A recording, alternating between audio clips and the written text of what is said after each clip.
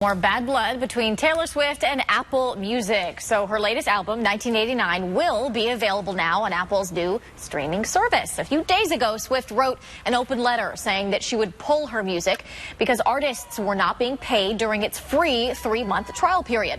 Apple apologized, saying that they will now pay artists. The new service will be available next Tuesday. Stick around. Good Morning Cleveland coming back in just 2.5 minutes. Welcome back. It is 6:30 on your Friday, June 26th, and we need to start with news that is breaking from overnight. Rescue crews. Breaking overnight in Northeast Ohio, an incident in Brook Park ends peacefully. Police and a SWAT team responded to Glenbrook townhouses. They were watching a man who had an active felony warrant. He was staying in one of those units. Police say he was also in possession of a gun. He ended up getting arrested, and several residents in nearby units were evacuated as a precaution. Yet the belief is his decision will actually come today, and this is based on history. 3 landmark same-sex rulings have all happened on this date, June 26th. Now, the Supreme Court will decide whether states have the right to ban same-sex marriages, as 13 states, including Ohio, do. The Supreme Court handed down its ruling on Obamacare yesterday. It's the second time justices have upheld a major part of the Affordable Care Act. The ruling is over federal tax subsidies, which allows 6 million Americans to afford health insurance. The vote allowing the discounts to be available even in states where the health exchanges are not run by the federal government. 6:35, at least one resident living on Cable Avenue in Cleveland says he's ready to pack his bags after 2 violent shootings just days apart. Just heard pop, pop, pop, pop. Me and my mother thought it was fireworks at first.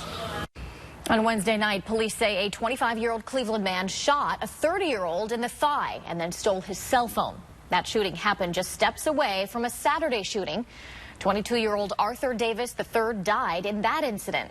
Residents tell us it's a lot of crime for a street that's only 1 block long. We have brand new video of a brazen jewelry store heist in Strongsville.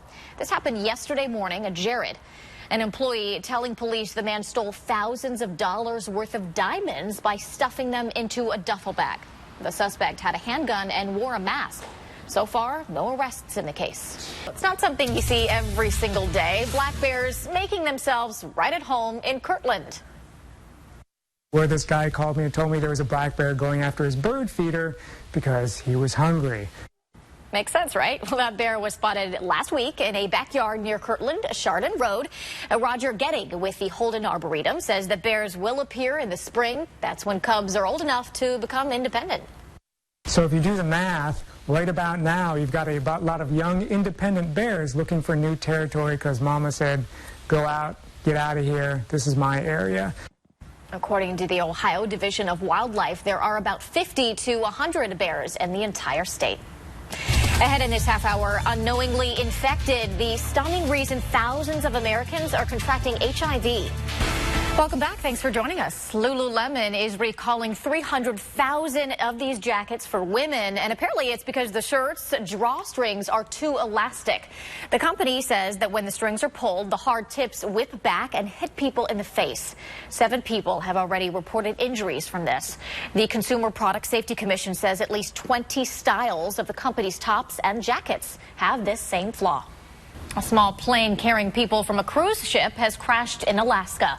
9 people died when the plane hit the side of a cliff. They were on a sightseeing tour. The passengers were all on a 7-day cruise by Holland America. Secretary of State John Kerry is flying to Austria today for another round of nuclear talks with Iran. And this is a problem because those people are not taking precautions to protect themselves or to protect others. And the CDC is saying that it's estimating 30% of new HIV transmissions are traced back to people who are undiagnosed. Let's get a check on that forecast right now with Samara. But now we are getting a better idea of how most of us spend the time. The average person worked 7 hours and 48 minutes a day last year. And the Bureau of Labor Statistics says that's 12 minutes more than in 2013. And 1 in 4 people do at least some work from home. Now, 6:53, all eyes on the Supreme Court today with some major issues on the docket.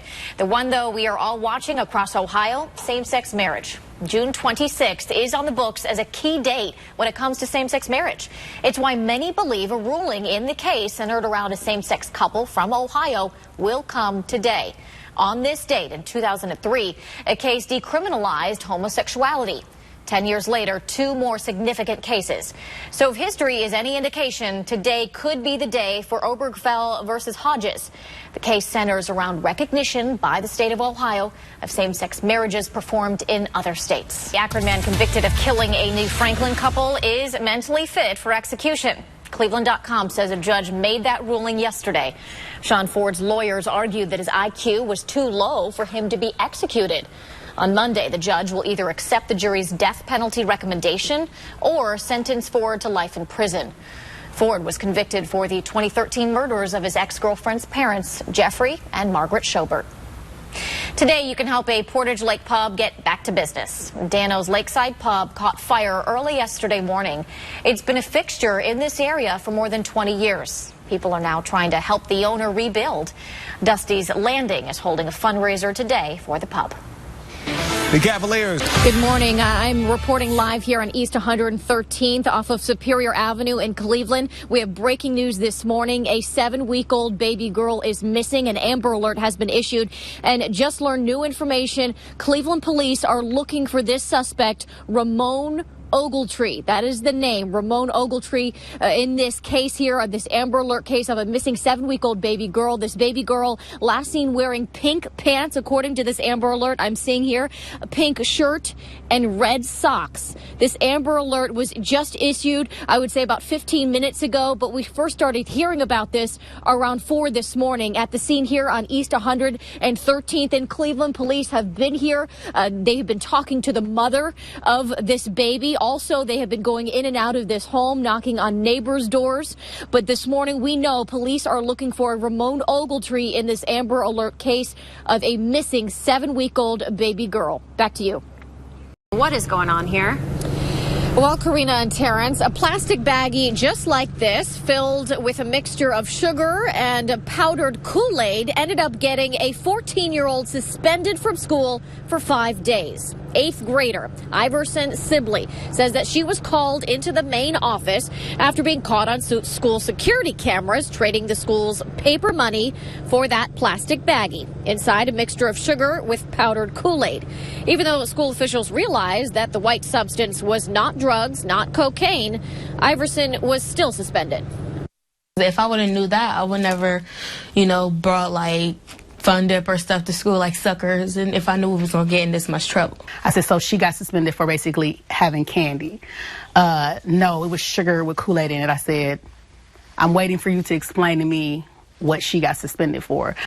Well, the school told Iverson's mother, you heard from her just there, that they believe that it looked like Iverson was taking part in a drug-type transaction. Live in Akron, Kristen Byrne, News Channel 5. 5-year-old, a 3-year-old, now a 5-month-old. Innocent lives taken in such a senseless way. City leaders did not think that we would be in this same situation. As Cleveland's mayor put it, a line has been crossed.